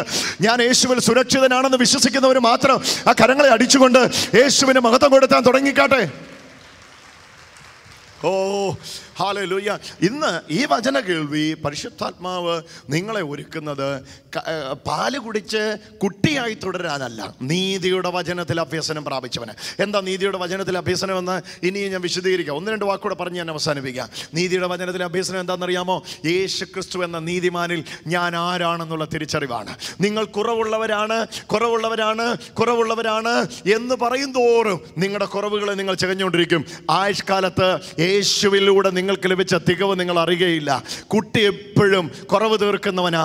എന്നാൽ പക്വത വന്നവൻ തിരിച്ചറിഞ്ഞവൻ പറയൂ, കൊളോസ്യർ 2:10, എല്ലാ വാഴ്ചയ്ക്ക് അധികാരത്തിന് തലയായ ക്രിസ്തുവിൽ ഞാൻ പരിപൂർണനായിരിക്കുന്നു. എത്ര പേര് പറയും? എല്ലാ വാഴ്ചയ്ക്ക് അധികാരത്തിന് തലയായ ക്രിസ്തുവിൽ ഞാൻ പരിപൂർണനായിരിക്കുന്നു. ഹല്ലേലൂയ. ഞാൻ കർത്താവിനോട് ഞാൻ പ്രാർത്ഥിച്ചു. എൻ്റെ പ്രാർത്ഥനയുടെ മറുപടി പിശാച് തടഞ്ഞു വെച്ചിരിക്കുക. എൻ്റെ പ്രാർത്ഥനയുടെ മറുപടി എനിക്ക് കിട്ടുകയില്ല എന്ന് ശിശു പറഞ്ഞുകൊണ്ടിരിക്കുമ്പോൾ പക്വത പ്രാപിച്ചവൻ പറയും, എന്നാൽ നാം ചോദിക്കുന്നതിലും നിനക്കുന്നതിലും അത്യന്തപരമായി ചെയ്യാൻ നമ്മിൽ വ്യാപരിക്കുന്ന ശക്തിയാൽ കഴിയുന്നവന്. എത്ര പേരിനോട് ചേർന്ന വാക്യം പറയും? എന്നാൽ നാം ചോദിക്കുന്നതിൽ. ശിശുവിൻ്റെ അടുക്കൽ ചെന്ന് ചോദിക്കുക, ശിശുവേ നിന്റെ പ്രാർത്ഥനാ വിഷയങ്ങളൊക്കെ എന്തുവായി? അവൻ പറയും, അയ്യോ അത് തടഞ്ഞു കിടക്കുക, അതിൻ്റെ അകത്ത് പോരാട്ടമാ. പാർസി ദേശപ്രഭു കയറി തടഞ്ഞിരിക്കുക, തൃശ്ശൂർ ദേശപ്രഭു കയറി തടഞ്ഞിരിക്കുക, ആ ദേശപ്രഭു കയറി തടഞ്ഞിരിക്കുക, കൊടുങ്ങല്ലൂർ ദേശപ്രഭു കയറി തടഞ്ഞിരിക്കുക. എന്നാൽ ദൈവകൃപ പ്രാപിച്ച യേശു ക്രിസ്തു വളർന്നവൻ പറയും, ദേശത്തിൻ്റെ അധിപതി യേശുവാ, യേശുവിൽ ഞാൻ സുരക്ഷിതനാ. ഒരന്ധകാരത്തിന് എൻ്റെ പ്രാർത്ഥനയുടെ മറുപടിയെ തടയാൻ കഴിയുകയില്ല എന്ന് മാത്രമല്ല, ഏത് അന്ധകാരക്കൂട്ടിലും നിർഭയനായി വസിച്ച് ഞാൻ ദൈവകൃപ അനുഭവിക്കുക തന്നെ ചെയ്യും. ഇന്ന് നീതിയുടെ വചനത്തിൽ അഭ്യസനം പ്രാപിച്ച ചിലതിവിടെ എഴുന്നേക്കട്ടെ. അവർക്കായിട്ട് ഞാൻ കർത്താവിനെ സ്തോത്രം ചെയ്യുന്നു. ഒരു കാര്യം ഈ സമയത്ത് കർത്താവ് ഇവിടെ ഉണർത്തിച്ചുകൊണ്ടിരിക്കുകയാണ്. അത് എത്ര പേര് ശാന്തമായിട്ട് അറിയുന്നു എന്ന് എനിക്കറിയത്തില്ല. നീതിയുടെ വചനത്തിൽ അഭ്യസനം വന്നത് ചിലത് ഈ ദിവസങ്ങൾ എഴുന്നേറ്റ് പക്വതയിലേക്ക് ചിലരെ നടത്താൻ പോകുകയാണ്. ക്രിസ്തീയ ജീവിതത്തിൻ്റെ പക്വതയിലേക്ക്, പരിജ്ഞാനപൂർത്തിയിലേക്ക്. ഒന്ന് ചേർന്ന് പറഞ്ഞ കരമുയർത്തിയ വാക്ക്, അതിൻ്റെ അകത്തൊരു വലിയ അഭിഷേകമുണ്ടോന്ന് സ്വീകരിച്ച്. പരിജ്ഞാനപൂർത്തി. ഉറക്കെ പറഞ്ഞേ, പരിജ്ഞാനപൂർത്തി. പരിജ്ഞാനം എന്ന വാക്കിൻ്റെ അർത്ഥം അറിവ്. പരിജ്ഞാനപൂർത്തി എന്ന് പറഞ്ഞ വാക്കിൻ്റെ അർത്ഥം അറിവിൻ്റെ പൂർത്തീകരണം. യേശു യേശുവിൽ ഞാൻ ആരാണെന്നുള്ള അറിവിന്റെ പൂർത്തീകരണം. ഒന്ന് പറഞ്ഞ്, യേശു കാൽവരി ക്രൂശിലെ തൻ്റെ മരണത്താൽ എന്നെ ആരാക്കിയിരിക്കുന്നു എന്ന അറിവ്. ഒന്ന് പറഞ്ഞേ, ഒന്ന് കരമുയർത്തി പറഞ്ഞേ, യേശു തൻ്റെ കാൽവരി ക്രൂശിലെ മരണത്താൽ പൂർത്തീകരണ പ്രവൃത്തിയാൽ എന്നെ ആരാക്കിയിരിക്കുന്നു എന്ന അറിവിലേക്ക് വളർന്നവനാണ് നീതിയുടെ വചനത്തിൽ അഭ്യസനം പ്രാപിച്ചവൻ. ആരാ നീതിയുടെ വചനത്തിൽ അഭ്യസനം പ്രാപിച്ചവൻ? യേശു ക്രിസ്തുവിൽ ഞാൻ ആരാണ് എന്ന തിരിച്ചറിവിലേക്ക് വളർന്നവനാണ് നീതിയുടെ വചനത്തിൽ അഭ്യസനം. അവനെ തകർക്കുവാൻ ഒരു ശക്തിക്കും പറ്റുകയില്ല. സകലത്തെ നോക്കി അവൻ വിളിച്ചു പറയും, ഇല്ല ഇല്ല ഇല്ല, ഇതിവിടെ ചിലവാകത്തില്ല. എത്ര പേര് അങ്ങനെ പറയാൻ താല്പര്യം? ഇതിവിടെ ചിലവാകത്തില്ല.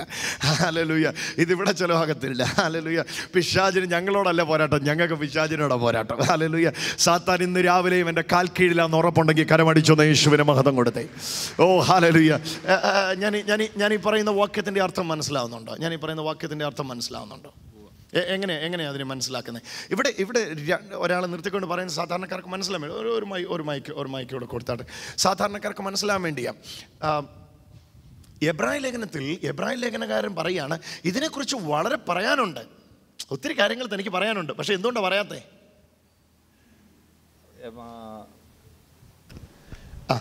ഇതിനെക്കുറിച്ച് വളരെ പറയാനുണ്ട്, പക്ഷെ കേൾപ്പാൻ മാന്ദ്യതയുള്ളവരാണ് ഇവര്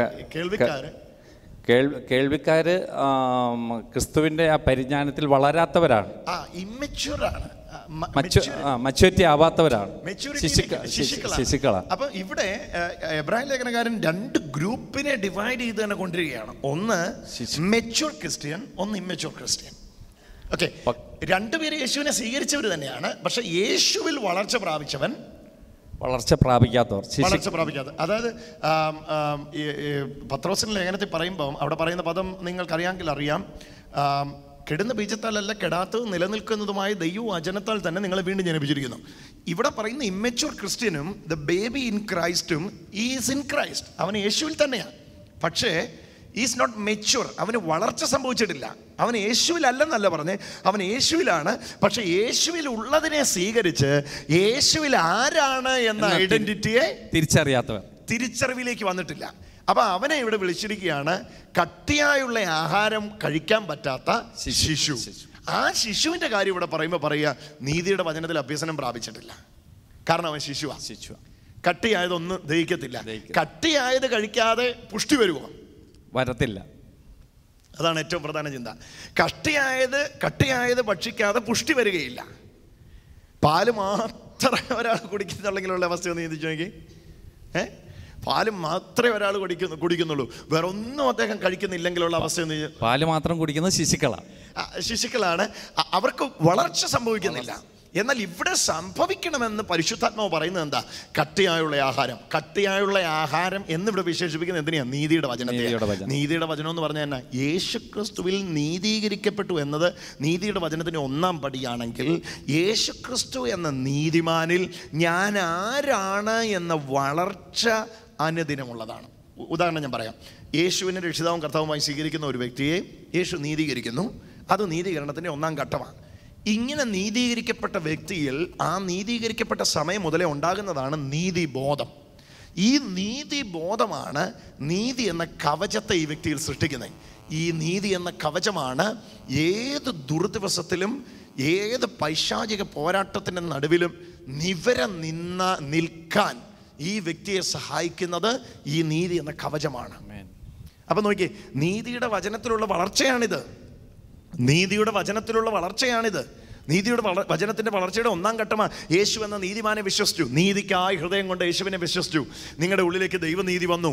ഇങ്ങനെ ദൈവനീതി വന്നുവെങ്കിൽ ഈ വന്ന യേശുവാണ് നീതി. ഈ യേശുവിനുള്ള വളർച്ചയാണ് ഇനി സംഭവിക്കേണ്ടത്. യേശുവിനെ വിശ്വസിച്ച് ഞാൻ നീതിമാനായി അവിടെ കൊണ്ട് നിൽക്കരുത്. പിന്നെ എന്ത് ചെയ്യണം? നീതി ബോധം കൊണ്ട് എൻ്റെ ഹൃദയം നിറയണം. പരിശുദ്ധാത്മാവ് ലോകത്തിന് പാപത്തെക്കുറിച്ച് ബോധം വരുത്തുന്നുവെങ്കിൽ ദൈവമക്കൾക്ക് നീതിയെക്കുറിച്ചാണ് ബോധം വരുത്തുന്നത്. നീതിയെക്കുറിച്ച് ബോധം വരുത്തുന്ന പരിശുദ്ധാത്മാവിൻ്റെ ബോധത്തിൽ വളർന്നു. ഞാൻ നീതിമാനാണെന്നുള്ള ഉറപ്പിൽ വളർന്നു. ആ നീതി ഇപ്പം എന്താണെന്നറിയോ? ഒരു കവചമായി മാറി. ഏത് സാധാന്യ ഉപദ്രവങ്ങളെയും പ്രതിരോധിക്കാൻ കഴിവുള്ള, ഒന്ന് ശ്രദ്ധിച്ചാട്ടെ, ഏത് ആരോകളെയും പ്രതിരോധിക്കാൻ കഴിവുള്ള, ഏത് അസ്ത്രങ്ങളെയും പ്രതിരോധിക്കാൻ കഴിവുള്ള ഒരു കവചമായി ഇത് മാറ്റപ്പെട്ടു. ഏതാണെന്നറിയാമോ? ദൈവനീതി. ഹല്ലേലൂയ. ഇത് നീതിയുടെ വചനത്തിലുള്ള വളർച്ചയിൽ മാത്രം സംഭവിക്കുന്നതാണ്. നീതിമാനായി നീതീകരിക്കപ്പെട്ടു, നീതിബോധത്തിൽ നിറഞ്ഞു, ഏത് സാത്താന്യ പ്രതിബന്ധനങ്ങളുടെ നടുവിലും ഉറച്ചു നിൽക്കാൻ വേണ്ടി നീതി എന്ന കവചത്തെ സ്വീകരിച്ചു. ദുർദിവസത്തിൽ എതിർത്ത് നിൽപ്പാനും സകലവും സമാപിച്ചിട്ട് ഉറച്ചു നിൽപ്പാനും കഴിയേണ്ടതിന് ദൈവത്തിൻ്റെ സർവായുധ വർഗത്തെ ധരിപ്പിൻ. നിങ്ങൾ നീതി എന്ന കവചം, പറഞ്ഞേ, നീതി എന്ന കവചം. കണ്ടോ? അപ്പം നീതിയുടെ വചനത്തിലുള്ള വളർച്ചയാത്, നീതിയുടെ വചനത്തിലുള്ള വളർച്ചയാത്. തുടർമാനമായി നീതിയുടെ വചനത്തിലുള്ള വളർച്ച സംഭവിക്കുന്ന ഏതൊരു വ്യക്തിയിലും സംഭവിക്കുന്നതാണത്. യേശു എന്നെ നീതീകരിച്ചു. ഒന്ന് പറഞ്ഞ്, യേശു എന്നെ നീതീകരിച്ചു. അത് തുടക്കമാ, അവിടം കൊണ്ട് നിൽക്കരുത്.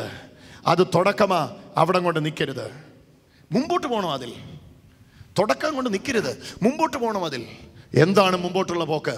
മുമ്പോട്ടുള്ള പോക്കിനെയാണ് വചനം പറയുന്നത്. നീതിയുടെ വചനത്തിൽ അഭ്യസനം പ്രാപിക്കണം. നീതിയുടെ വചനം യേശുക്രിസ്തു പറഞ്ഞ വാക്കുകളാണ്. അറിവിൽ വളരണം. ആ നോളജ് ഗ്രോ ചെയ്യണം. അതിനെന്ത് ചെയ്യണമെന്നറിയോ? നീതിമാനാകണം എന്ന പ്രസംഗങ്ങൾ കേട്ടാൽ വളരുകയില്ല. നീതീകരിക്കപ്പെട്ടവനിൽ ഇനി എന്തൊക്കെ ഉണ്ട് എന്നുള്ളത് കേൾക്കണം. ഒന്നുകൂടെ ഞാൻ ആവർത്തിക്കാം. നീതിമാൻ എങ്ങനെ ആകാം എന്നത് കേട്ടാൽ പോരാ, നീതീകരിക്കപ്പെട്ടവനിൽ ഇനി എന്തൊക്കെ ഉണ്ടാകും എന്നത് കേൾക്കണം. ഒരു നാൾ ഞാൻ നീതിമാനാകും എന്ന് കേട്ടാൽ പോരാ, യേശുവിനെ വിശ്വസിച്ച് ഞാൻ നീതിമാനായിരിക്കുന്നു, ഇങ്ങനെ നീതീകരിക്കപ്പെട്ടവനിൽ ഇനി എന്തെല്ലാം ഉണ്ട് എന്ന് കേൾക്കണം. ആ കേൾവി നീതിയുടെ വചനത്തിലെ അഭ്യസനമായി മാറും. അത് നിങ്ങൾക്ക് തഴക്കമായി മാറും. ആ തഴക്കം ഇന്ദ്രിയങ്ങളുടെ മേൽ ജയത്തെ കൊണ്ടുവരും. കരമടിച്ച് ഒന്ന് യേശുവിന് മഹത്വം കൊടുത്തു. ഹല്ലേലൂയ. ആ തഴക്കം, ആ പഴക്കം നിങ്ങൾക്ക് ഇന്ദ്രിയങ്ങളുടെ മേൽ ജയം കൊണ്ടുവരും. നിങ്ങൾ ഇന്ദ്രിയങ്ങളിൽ ജയാളികളായി മാറും. അപ്പം ആത്യന്തികമായിട്ട് ഇവിടെ സംഭവിക്കേണ്ടത് ഇന്ദ്രിയങ്ങളിലുള്ള ജയമാണ്. ഇന്ദ്രിയങ്ങളുടെ മേൽ ജയാളിയാകണം. ഇതിനെ എല്ലാവരും പ്രാർത്ഥിക്കുന്നത്, ദൈവമേ എൻ്റെ ഇന്ദ്രിയങ്ങളെ, അങ്ങനെ പ്രാർത്ഥിക്കുന്നവരില്ലേ, എൻ്റെ ഇന്ദ്രിയങ്ങളെ എനിക്കൊന്ന് ജയിക്കാൻ പറ്റിയിരുന്നെങ്കിൽ. ഇന്ദ്രിയങ്ങളെ ജയിക്കണമെങ്കിൽ നീതിയുടെ വചനം കേൾക്കണം. നീതിയുടെ വചനം എന്നവിടെ വിശേഷിപ്പിച്ചിരിക്കുന്നത്, ഇന്ദ്രിയങ്ങളെ ജയിക്കാൻ വേണ്ടിയുള്ള നീതിയുടെ വചനം എന്നവിടെ വിശേഷിപ്പിച്ചിരിക്കുന്നത്, യേശുവിനെ വിശ്വസിച്ച് നീതിമാനായി ഞാൻ ആ നീതിയിൽ തുടരുന്നു. ആ നീതി എൻ്റെ പ്രവൃത്തിയാൽ വന്നതല്ല. ഈ നീതി തുടക്കം ഒടുക്കം വരെ ഈ നീതിയിൽ എന്നെ കൊണ്ടുപോകുന്ന കർത്താവാണ് എന്ന മറ്റൊരാശയത്തിൽ പറഞ്ഞ വർക്കിൽ നിന്നിറങ്ങി ഫെയ്ത്തിലേക്ക് കയറുകയാണ്. പ്രവൃത്തിയിൽ നിന്നിറങ്ങി വിശ്വാസത്തിലേക്ക് കയറുകയാണ് നീതിയുടെ വചനത്തിൽ അഭ്യസനം പ്രാപിക്കുക എന്നതിൻ്റെ അർത്ഥം. ഇങ്ങനെ അഭ്യസനം പ്രാപിക്കുന്നവർക്ക് തഴക്കത്താൽ അഭ്യസനം വന്ന, ഞാൻ ആ വാക്യം വായിച്ച് അവസാനിപ്പിക്കാം. എബ്രായ ലേഖനം 5-ാം അധ്യായത്തിൻ്റെ അവസാനത്തെ വാക്യം. കട്ടിയായുള്ള ആഹാരം നന്മകന്മകളെക്കുറിച്ചുള്ള തിരിച്ചറിവാൻ തഴക്കത്താൽ അഭ്യസിച്ച ഇന്ദ്രിയങ്ങളുള്ളവരായി പ്രായം തികഞ്ഞവർക്കേ പറ്റുകയുള്ളൂ. ഹല്ലേലൂയ. അപ്പോൾ കട്ടിയായുള്ള ആഹാരം കഴിക്കുന്നവരായി നിങ്ങൾ മാറണമെന്ന എബ്രായ ലേഖനകാരൻ്റെ എബ്രായ സഭയോടുള്ള ആവശ്യമാണ് ഇന്ന് എൻ്റെ കേൾവിക്കാരോട്, പ്രത്യേകിച്ച് യൂട്യൂബിലും ടെലിവിഷനിലൂടെയും നേരിട്ടുമായിട്ട് കേൾക്കുന്നവരോട് എനിക്ക് പ്രബോധിപ്പിക്കാനുള്ളത്. നിങ്ങൾ ഈ ദിവസങ്ങളിൽ നീതിയുടെ വചനത്തിൽ അഭ്യസനം പ്രാപിക്കണം. അടുത്തിരിക്കുന്ന ആൾക്കൊന്ന് കരം കൊടുത്ത് പറഞ്ഞ്, നീതിയുടെ വചനത്തിൽ അഭ്യസനം പ്രാപിക്കണം. അറ്റനിക്കോസ്, നീതിയുടെ വചനത്തിൽ അഭ്യസനം പ്രാപിക്കണം. ഒന്ന് പറഞ്ഞ്, യേശു എന്ന നീതിമാൻ നീതീകരിച്ചു, നീതിയുടെ വചനത്തിൽ അഭ്യസനം പ്രാപിക്കണം. നിങ്ങളുടെ ഇന്ദ്രിയങ്ങളുടെ മേൽ അതിൻ്റെ തഴമ്പുണ്ടാകണം. നിങ്ങളുടെ ഇന്ദ്രിയങ്ങളുടെ മേൽ അതിൻ്റെ തഴമ്പുണ്ടാകണം. ആ തഴമ്പുണ്ടായാൽ ഒന്നിനും നിങ്ങളെ തോൽപ്പിക്കാൻ കഴിയുകയില്ല, എല്ലാത്തിനെയും നിങ്ങൾ തോൽപ്പിക്കും. നിങ്ങളുടെ ഇന്ദ്രിയങ്ങൾ പാപം മാടി വിളിക്കുമ്പോൾ പ്രതികരിക്കത്തില്ല, നിങ്ങൾ അറിയത്ത് പോലുമില്ല. ഞാൻ മുമ്പേ പറഞ്ഞില്ലേ, കടിച്ച നീറ് വേർത്തുപോയി. നീറെന്നല്ല ഇവിടെ പറയുന്നത്, എന്താ പറയുന്നത്, തൃശ്ശൂരിനെ പറയാൻ ഉറുമ്പ്, കടിച്ച ഉറുമ്പ് വേർത്തുപോയി. ഉറുമ്പ് സുല്ലിട്ടു. ഉറുമ്പ് പറഞ്ഞു, ഒത്തിരി എണ്ണത്തെ കടിച്ചിട്ടുണ്ട്, പക്ഷെ കടിച്ചവനെല്ലാം കരഞ്ഞിട്ടുണ്ട്, ഇവൻ മാത്രം കരയുന്നില്ല. അന്നേരം അവൻ തിരിച്ചു പറയട്ടെ, കരയാത്തതിൻ്റെ കാര്യം നീ കടിച്ചത് ഞാൻ അറിയാത്തതുകൊണ്ടാണ്. പാപം വിളിക്കുമ്പം അറിയാത്ത ഒരു ജീവിതമുണ്ട്. I guarantee you in the name of Jesus. പാപം മാടി വിളിക്കുമ്പം അതിനോട് പ്രതികരിക്കാൻ നിങ്ങൾ മറന്നു പോകുന്ന ഒരു ക്രിസ്തീയ ജീവിതമുണ്ട്. അതിനോട് പ്രതികരിക്കാൻ പറ്റാത്തൊരു ജീവിതം. നിങ്ങളുടെ എഫോർട്ടിനല്ല, നിങ്ങളിൽ വന്ന തഴമ്പ് അതിനെ തട്ടിത്തെറിപ്പിച്ച് കളയും. നിങ്ങളിൽ വന്ന നീതിയുടെ വചനത്തിൻ്റെ അഭ്യസനത്തിലൂടെ നിങ്ങൾക്ക് വന്ന തഴക്കം, ആ തഴമ്പ് അതിനെ തട്ടിത്തെറിപ്പിച്ച് കളയും. പ്രതിരോധിച്ച് കളയും. എത്ര വന്ന് തൊടാൻ നോക്കിയാലും തൊടുമ്പം നിങ്ങൾ അറിയാത്ത, എന്നോട് ചേർന്നൊന്ന് പറയാൻ താല്പര്യമുണ്ടോ? പാപം വിളിക്കുമ്പം അറിയാത്ത ക്രിസ്തീയ ജീവിതം. ഓ ഹല്ലേലൂയ. ഇതിലേക്ക് കർത്താവ് പലരെയും നയിച്ചുകൊണ്ടിരിക്കുകയാണ്. എത്ര പേര് പറയും, യേശുവേ അങ്ങയുടെ നീതിയുടെ വചനത്തിൽ. ഓ കരങ്ങളെ ഒന്ന് ഉയർത്തിക്കേ ദൈവമക്കളെ, എല്ലാ മക്കളും ഒന്ന് കരങ്ങളെ ഒന്ന് ഉയർത്തിക്കേ. ഒന്ന് യേശുവേ എന്നൊന്ന് വിളിച്ചേ. എല്ലാരും ഒന്ന് പറഞ്ഞു, യേശുവേ അങ്ങയുടെ നീതിയുടെ വചനത്തിൽ അഭ്യസനം വന്നവനായി, തികഞ്ഞവനായി, പരിജ്ഞാന പൂർത്തി പ്രാപിച്ചവനായി വളരുവാൻ നീതിബോധത്തിൽ ഞാൻ എന്നെ വിധേയപ്പെടുത്തുന്നു. കർത്താവേ, പ്രത്യേകിച്ച് ഈ സമയത്ത് ലോകരാജ്യങ്ങളിൽ ഈ ശുശ്രൂഷയിൽ എന്നെ കേൾക്കുന്നവരുണ്ട്. പാപത്തെ പ്രതിരോധിച്ച് മടുത്തവരെന്നെ കേൾക്കുന്നുണ്ട്. പക്ഷെ നീതിയുടെ വചനത്തിൻ്റെ അഭ്യസനം ലഭിക്കുന്നതോറും ഒരു തഴക്കം, ഒരു പഴക്കം, ഓ ഹല്ലേലൂയ, പാപജീവിതത്തിൽ നിന്നുള്ള ഒരു വലിയ സ്വാതന്ത്ര്യം ലഭിക്കുമെന്ന് വചനം പറയുന്നു. ഈ നാളുകളിൽ നിന്റെ മക്കൾ നീതിയുടെ വചനത്തിൻ്റെ കേൾവി തുടർമാനമായിട്ട് കേൾക്കട്ടെ, വിട്ടുപോകാതെ കേൾക്കട്ടെ. നീതിയുടെ വചനം. ഞാൻ ഈ ശിശുവായി തുടരാൻ താല്പര്യപ്പെടുന്നില്ല. എനിക്ക് നീതിയുടെ വചനത്തിൽ വളരണം എന്നുള്ള ഒരു വലിയ വാഞ്ച എൻ്റെ മക്കളുടെ ഉള്ളിൽ പകർന്നിട്ട് ആ വാഞ്ച അക്ഷരാർത്ഥത്തിൽ ജീവിതങ്ങളെ തന്നെ മാറ്റിമറിക്കുന്നതായിക്കായിട്ട് നന്ദി. വലിയ കാര്യങ്ങൾ സംഭവിക്കട്ടെ. ഓരോ കുടുംബങ്ങളെയും ഞാൻ ഈ സമയത്ത് അനുഗ്രഹിക്കുന്നു. ഓ, കുട്ടിത്തത്തിൻ്റെ കെട്ടുകളായി സാത്താൻ ഭയപ്പെടുത്തി അടിമപ്പെടുത്തി വെച്ചിരിക്കുന്ന ആയിരക്കണക്കിന് വ്യക്തികളെ യേശുവിൻ്റെ നാമത്തിൽ ഈ വചനം കൊണ്ട് ഈ സമയത്ത് പുരുഷത്വത്തിൻ്റെ അധികാരത്താൽ സ്വാതന്ത്ര്യപ്പെടുത്തുന്നു. കുട്ടിത്തത്തിൻ്റെ കെട്ടുകളെല്ലാം പുരുഷത്വത്തിൻ്റെ അധികാരത്തിൽ സ്വതന്ത്രമാവട്ടെ.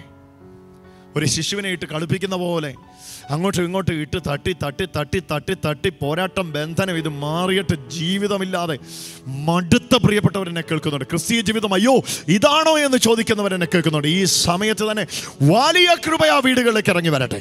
ഓ, അസാധാരണമായ ഒരു ദൈവമഹത്വം ഇറങ്ങി വരട്ടെ. പരിശുദ്ധ ആത്മാവേ, കുടുംബങ്ങൾ വിടുവിക്കപ്പെടട്ടെ. അവരറിയട്ടെ യേശുവിൽ അവരാരാന്ന്, അവരറിയട്ടെ കർത്താവിൽ അവരാരാന്ന്. ആ തിരിച്ചറിവ് വലിയ വിടുതലിലേക്ക് അവരെ നയിക്കുന്നതിനായിട്ട് നന്ദി, യേശുവിൻ നാമത്തിൽ തന്നെ. കരങ്ങളെ നിങ്ങളവിടെ നിന്നപ്പോൾ കർത്താവ് നിങ്ങൾ ഈ ഇടത്തെ കയ്യെ കാണിച്ചു. കയ്യെ കാണിച്ചിട്ട് എന്നോട് പറഞ്ഞു, ഞാൻ ഈ ഇടത്തെ കൈയുടെ തോള് തൊട്ട് സൗഖ്യമാക്കുക. എൻ്റെ കരത്തെ നീട്ടുക. ഇവിടെ എന്നെ കൈവച്ചിരിക്കുന്നിടം കണ്ടോ? ഇവിടെ തകർച്ച സംഭവിച്ചിരിക്കുക. എങ്ങനെ സംഭവിച്ചത്? പെട്ടെന്നുണ്ടായത്. ആശുപത്രി കാണിച്ചില്ലേ? കാണിച്ചു. ഏത് ആശുപത്രിയിലാണ് കാണിച്ചു? അൻസാറിൽ കാണിച്ചു, പിന്നെ ഇവിടെ കുന്നോളത്ത് കാണിച്ചു. മരുന്ന് കഴിക്കുന്നുണ്ട്. യാതൊരു വ്യത്യാസവും ഇല്ല. ചേച്ചിക്ക് ഇന്ന് വിശ്വസിക്കാൻ പറ്റുമോ? ഇന്ന് കർത്താവിൻ്റെ ശക്തി ഈ കയ്യിലേക്ക് വന്നിട്ട് ഇത് പൊങ്ങും. എത്ര പേര് എൻ്റെ കൂടെ വിശ്വസിക്കുന്നു? ഇന്ന് എവിടെയാ ഇത് ബന്ധം വെട്ടി കിടക്കുന്ന? അവിടെയാ. ഇന്നവിടെ ബന്ധപ്പെടും. ഒരു സംശയം വേണ്ട. ഇന്ന് ബന്ധപ്പെട്ടിരിക്കും. കർത്താവേ, വേണ്ട ഈ മകളെ യേശു തൊടുന്നു കേട്ടോ. ഉയർത്തെഴുന്നേറ്റവനെ, മരണത്തെ ജയിച്ച ദൈവമേ, ഈ ശരീരത്തിൽ നിന്ന് ബാധ ഒഴിഞ്ഞു പോട്ടെ, വിട്ടുപോട്ടെ.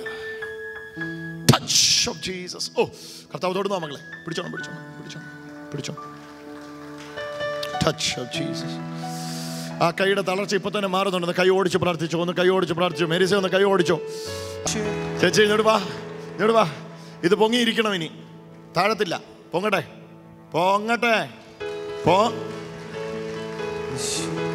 തിരികെ വളക്കെ. കൈ തിരികെ. ഇങ്ങനെ തിരികെ. ചെയ്യാൻ വയ്യാത്ത എല്ലാം ചെയ്യ. പുറകോട്ടെടുക്ക, മുമ്പോട്ടെടുക്ക, ഇങ്ങനെ പറക്ക, ഇങ്ങനെ കരങ്ങളെ അടിച്ചു. യേശുവിനെ വരിക. ചേച്ചി ഓടി വരിക. എന്താ പേര്? സിന്ധു. സിന്ധു, എത്ര നാളായി നട്ടലിന് പ്രയാസം ആരംഭിച്ചിട്ട്? 1.5 വർഷം. എങ്ങനെ സംഭവിച്ചതാ ഇത്? വീഴ്ച സംഭവിച്ചതാ? തണ്ടല് പൊട്ടിയതാ? ഡിസ്ക് തെറ്റിയിരിക്കുക? അതെ അതെ. സ്കാനിങ്ങിൽ അത് വ്യക്തമാണോ ഡിസ്ക് തെറ്റിയിരിക്കുന്നത്? അതെ അതെ. ഇങ്ങനെ ഒന്നിന് മേളിൽ കയറിയിരിക്കുക, വളഞ്ഞിരിക്കുക. ഈ മിനിറ്റിൽ നിങ്ങൾക്ക് വിശ്വസിക്കാൻ കഴിയുമോ യേശു നിങ്ങളെ സൗഖ്യമാക്കുവാന്ന്? ഞാൻ വിശ്വസിക്കുന്നു. ഇപ്പോഴും ബെൽറ്റ് ഇട്ടിട്ടാ വന്നിരിക്കുന്നത്? ഇട്ടിട്ടുണ്ട്. കർത്താവിന്റെ മഹത്വം നിങ്ങളുടെ മേലെ അടിക്കുന്നു. ദൈവശക്തി പുറപ്പെടുന്നു. ഉയർത്തെഴുന്നേറ്റ കർത്താവിന്റെ ആ മഹത്വം ഈ മകളുടെ ശരീരത്തിലേക്ക് അടിക്കുന്നു. ജീവൻ കയറട്ടെ, ജീവൻ കയറട്ടെ, ജീവൻ കയറട്ടെ. അഴിയട്ടെ, അഴിയട്ടെ, അഴിയട്ടെ. നിങ്ങൾ കണ്ടോണം. ഇപ്പൊ അത് ഇളകും ഈ ശരീരത്തിൽ നിന്ന്. ഇളകി വിട്ടുമാറും അത് ഈ ശരീരത്തിൽ നിന്ന്. ഇപ്പൊ തന്നെ ഇളകി വിട്ടുമാറും. ഇപ്പൊ തന്നെ ഈ ശരീരത്തിൽ നിന്ന്. ഇനി അതുണ്ടാകത്തില്ല. നിങ്ങളെല്ലാവരും കണ്ടോണം. ഇപ്പൊ അത് ഇളകി വിട്ടുമാറും. ഈ മകളെ യേശു വിടുവിക്കുക എന്ന്. കർത്താവളെ രക്ഷിക്കുക. ഉയർത്തെഴുന്നേറ്റവൻ അവളെ രക്ഷിക്കുകയാണ്. Get out. വിട്ടുപോവുക, വിട്ടുപോവുക, വിട്ടുപോവുക. ഇതാ പോണു. വിട്ടുപോവുക, വിട്ടുപോവുക. അനുഭവിച്ചത് മതി, അനുഭവിച്ചത് മതി, അനുഭവിച്ചത് മതി, അനുഭവിച്ചത് മതി, അനുഭവിച്ചത് മതി. ഇറങ്ങിപ്പോ, ഇറങ്ങിപ്പോ, ഇറങ്ങിപ്പോ, ഇറങ്ങിപ്പോ. മതി അനുഭവിച്ചത്. Get out, get out, get out, get out, get out, get out, get out, get out your sickness in Jesus' name. യേശുവിൻ്റെ നാമത്തിൽ ഈ മകളെ വിട്ടുപോകാം. ഇവളുടെ നട്ടൽ ഇപ്പോൾ പുനഃസ്ഥാപിക്കപ്പെടുകയാണ്. തെന്നി നിൽക്കുന്നതിനെ കർത്താവ് ചേർത്ത് വെക്കുക. ഈ മകളുടെ ശരീരത്തിൽ ഇതുവരെ അടിച്ചതിൽ ഏറ്റവും വലിയ ദൈവശക്തി ഇപ്പോൾ അടിക്കാൻ പോകുന്നു. ഈ സമയത്ത് നിങ്ങൾക്ക് നട്ടലിൽ ചൂട് തട്ടുന്ന പോലെ ഒരു അനുഭവം ഉണ്ടാകുന്നെങ്കിൽ എന്നോട് പറയണം. Power of Jesus. The glory.